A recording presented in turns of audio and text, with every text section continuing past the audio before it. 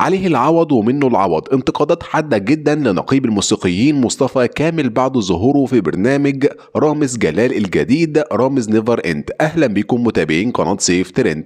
تعرض الفنان مصطفى كامل نقيب المهنة الموسيقية لانتقادات حادة جدا على مواقع التواصل الاجتماعي، وده بعد ظهوره في برومو برنامج الفنان رامز جلال الجديد رامز نيفر اند، واللي هيتم عرضه ان شاء الله في رمضان 2023. وطبعا تعليقات الجمهور على ظهور مصطفى كامل كانت ازاي انت طالع بتحارب الاسفاف اللي بيحصل في المهرجانات ومطربي المهرجانات، وفي نفس الوقت طالع بتعمل مقلب ملهوش اي 30 لازمه مع رامز جلال. وطبعا تداول مستخدمي مواقع التواصل الاجتماعي صورتين لمصطفى كامل من برومو برنامج رامز نيفر اند، واللي بيظهر فيه وهو وجهه ملطخ بالاكل والتورته، وده بسبب المقلب اللي بيتعرض له في برنامج رامز نيفر اند. وصوره تانية بتظهر ردة فعله بعد ما اكتشف المقلب وحاله من الغضب اللي بتسيطر عليه. وطبعا كتب احد المستخدمين على تويتر: الاستاذ نقيب الموسيقيين الوطني مصطفى كامل محارب الاسفاف رقم 1 في مصر والعالم العربي، علشان كام الف دولار قرر يهزأ نفسه بالشكل ده مصطفى